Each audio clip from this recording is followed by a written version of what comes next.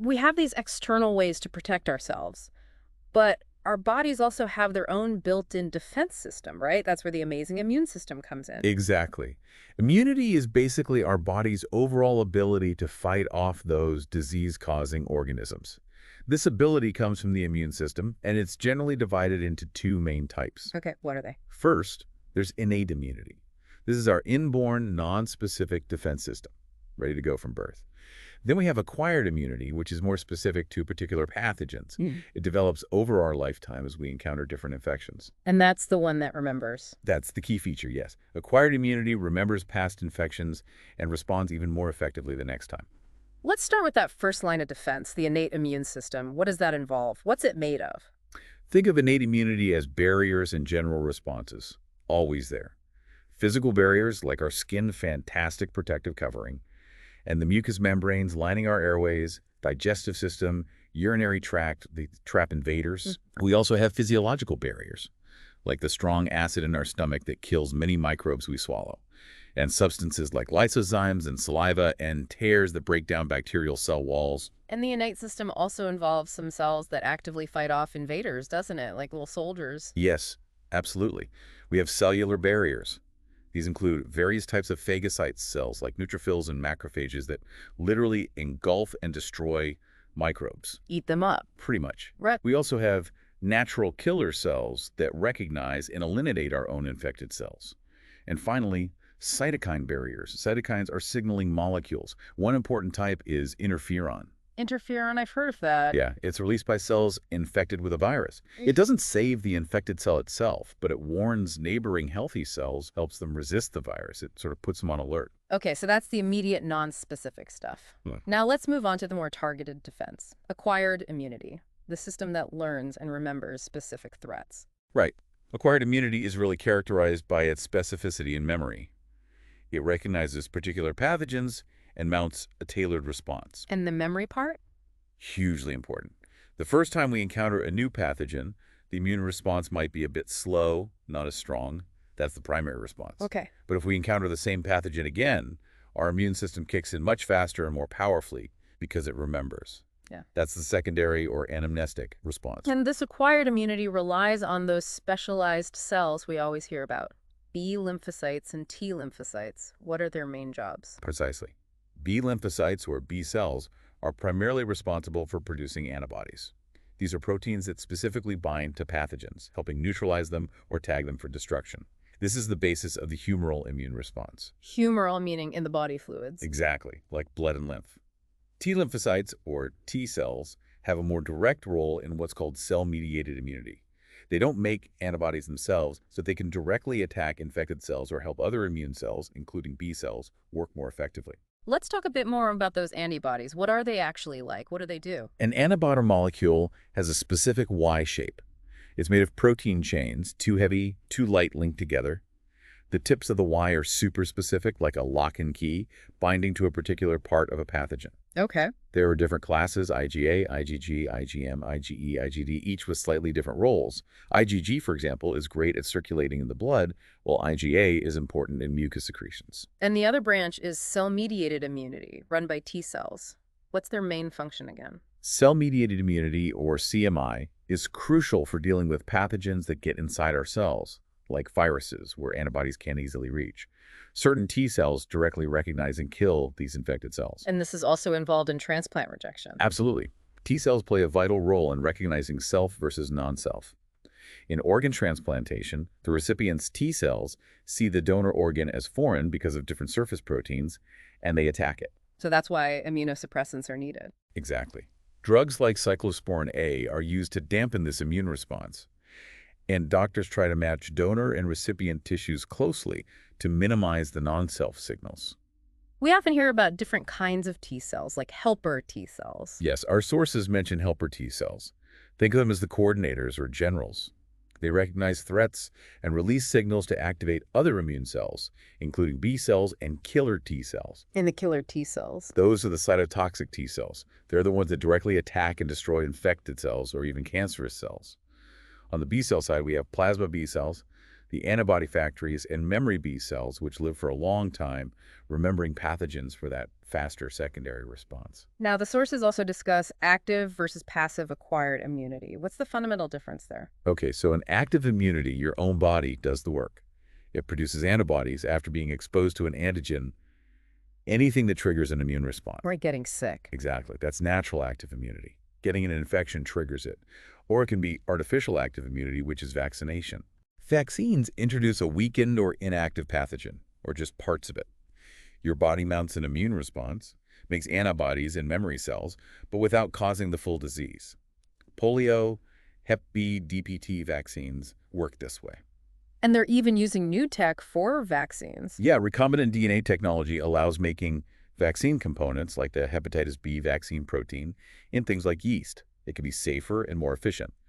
This active immunity takes time to develop, but is usually long-lasting because of those memory cells. Okay, so what's passive immunity then? Passive immunity is when you receive ready-made antibodies directly. Your body doesn't produce them itself. So it's like getting borrowed protection. That's a great way to put it.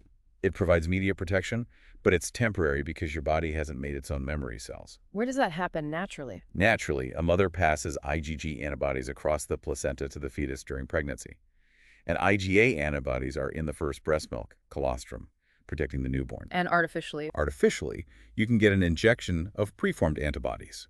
For example, anti-tetanus serum contains antibodies against the tetanus toxin given after a risky wound, or antivenom for snake bites. Quick protection, but short-lived. It's incredible how complex and coordinated our immune system is. Just amazing. But sometimes the system can malfunction, right? Things can go wrong. Unfortunately, yes.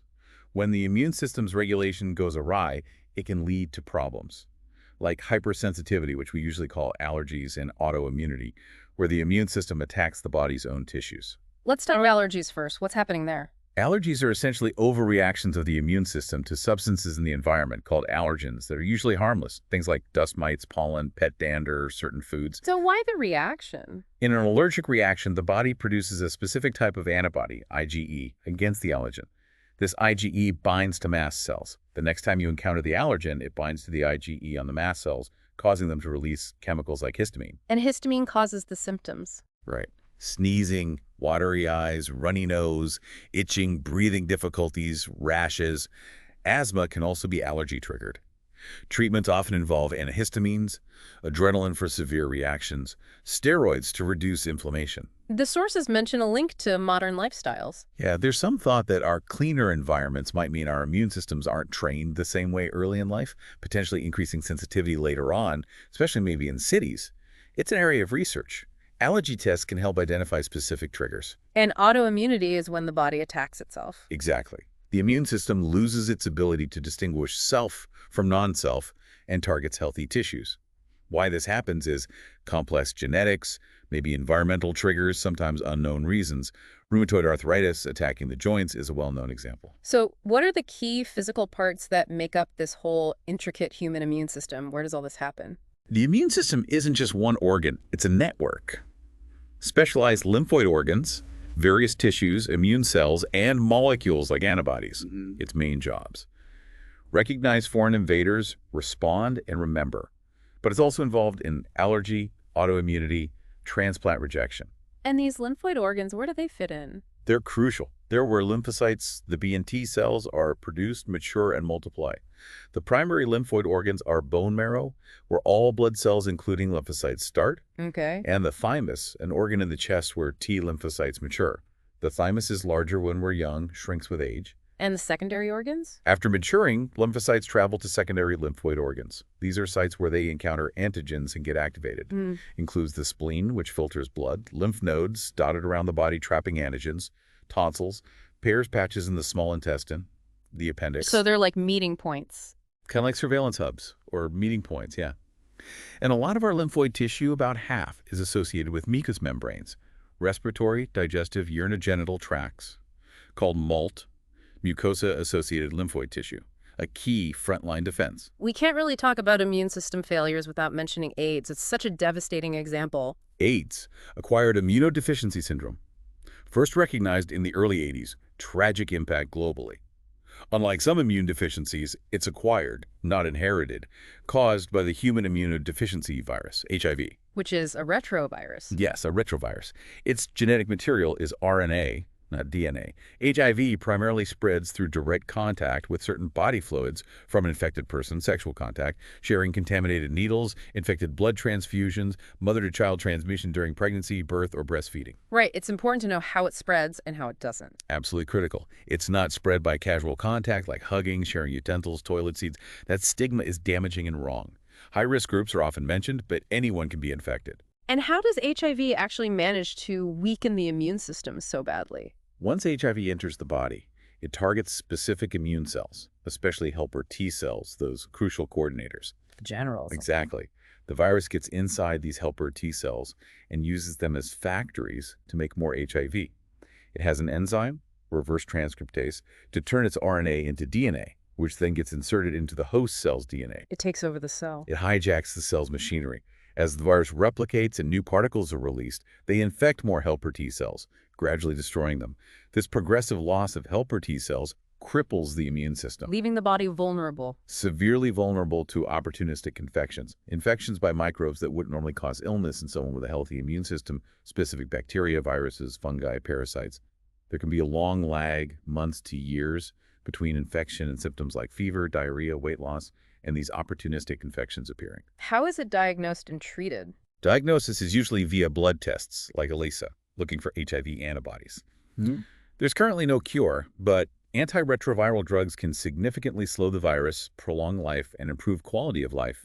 They don't eliminate the virus, though. So prevention is absolutely paramount. Absolutely key. Safe blood supplies, using sterile needles, condoms, controlling drug abuse, safe sex practices, regular checkups, and crucially, providing support and care for infected individuals, fighting stigma. Another major threat to our health, completely different but also devastating, is cancer, where our own body's cells start to behave abnormally. Yes, cancer is characterized by the uncontrolled growth and spread of abnormal cells. These cells multiply relentlessly, forming masses called tumors. And they don't follow normal rules. Exactly. They often lose contact inhibition. They don't stop growing when they touch other cells. They can become essentially immortal, bypassing normal limits on cell division. The cell cycle checkpoints, which usually regulate division, often malfunction, leading to genetic instability. What are the different kinds of tumors we should know about? Benign versus... Right. Tumors are generally classified as benign or malignant. Benign tumors are typically localized, grow slowly, have clear borders, usually don't invade tissues or spread, often not life-threatening, depending on location. And malignant. Malignant tumors are cancerous. They tend to grow rapidly, invade and damage nearby tissues. And critically, they have the dangerous ability to spread to distant sites through metastasis. That spread is the most feared property, makes treatment much harder. And what causes cells to turn cancerous like this? We hear about carcinogens. Carcinogens are agents that increase cancer risk. They can be physical agents, like ionizing radiation X-rays, gamma rays, and non-ionizing UV light from the sun. Chemicals. Chemical agents, too. Tobacco smoke is a major one, causing lung cancer and others. Vinyl chloride, asbestos, certain industrial chemicals, even some natural substances. And biological causes? Yes, biological agents like certain viruses called oncogenic viruses. They carry genes, oncogenes, that can trigger cancer. We also have proto-oncogenes in our own cells, normal genes involved in growth. If these get mutated or activated wrongly, they can become oncogenes and contribute to cancer. There seem to be so many different kinds of cancer. How are they generally categorized? Cancers are typically classified based on the tissue or cell type where they originate. Leukemia is blood cell cancer. Carcinoma starts in epithelial tissues lining organs and surfaces. Sarcoma in connective tissues like bone or muscle. Lymphoma in the lymphatic system. Melanoma is skin cancer. Myeloma affects plasma cells in bone marrow. Many others too. Early detection seems really important for cancer treatment. What methods are used to find it? Early detection is often crucial for better outcomes. Diagnosis usually involves a biopsy, taking a tissue sample for microscopic examination. For blood cancers like leukemia, blood and bone marrow tests are key. Imaging techniques are vital. X-rays, CT scans for detailed 3D images, MRI using magnetic fields, not radiation. Scientists can also use specific antibodies that recognize cancer cell markers. And increasingly, molecular diagnostics analyzing DNA for specific cancer-related gene changes. And the ways to treat cancer have also become quite diverse, haven't they? It's not just one approach. No, definitely not. Mainstays include radiotherapy, using radiation to kill cancer cells, chemotherapy, using drugs that kill rapidly dividing cells, often with side effects like hair loss, immunotherapy, boosting the body's own immune system to fight cancer, using things like alpha interferon, and surgery to physically remove tumors.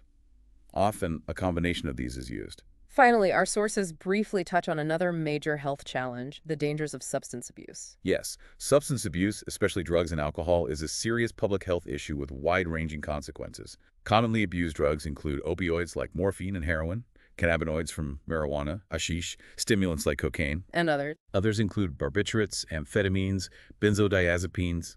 The sources also stress the huge risks of smoking tobacco nicotine addiction, plus links to cancers, emphysema, heart disease. Chewing tobacco carries high risk of oral cancer. Why is adolescence such a vulnerable time for this? Adolescence is often when experimentation starts. Driven by curiosity, peer pressure, wanting excitement, maybe escaping stress, media influence, family issues. This can unfortunately lead to addiction, psychological dependence, and physical dependence with withdrawal symptoms. What are the broader effects? Devastating effects: reckless behavior, risk of overdose, coma, death, long-term damage to the nervous system, liver, mental health problems, social isolation, increased risk of STDs like HIV through needle sharing or risky behavior, fetal alcohol syndrome in babies of mothers who drink. Misuse of anabolic steroids by athletes also has serious side effects. So what's the way forward with prevention and control? Prevention focuses on avoiding peer pressure, education and counseling, getting support from parents and trusted peers, recognizing warning signs. For those struggling, professional help is vital. Psychologists, psychiatrists, rehabilitation programs. Addressing the root causes is key. It's a stark reminder of the many challenges that can impact our health. So as we bring this deep dive to a close, wow, we've explored the incredible complexity of the microscopic world, its interactions with us, the remarkable immune system, the devastating impact of diseases like AIDS and cancer, and the serious risks of substance abuse. It's a constant, intricate interplay. It really is. What's truly fascinating is this ongoing dynamic between our body's defenses and the persistent challenges from microbes, from our own cells going wrong, from our choices. It really makes you think. Yeah. Given the sophistication of our immune system, but also the adaptability of pathogens, what will the future of human health look like? And considering everything we've discussed today, what role do you believe our individual choices, hygiene, lifestyle, seeking help will play in shaping that future? It's definitely a lot to consider. Absolutely. Well, thanks for taking this deep dive with us into this crucial, constantly evolving aspect of human biology. We hope this has given you a richer understanding of the incredible battles happening both around us and within us every single day.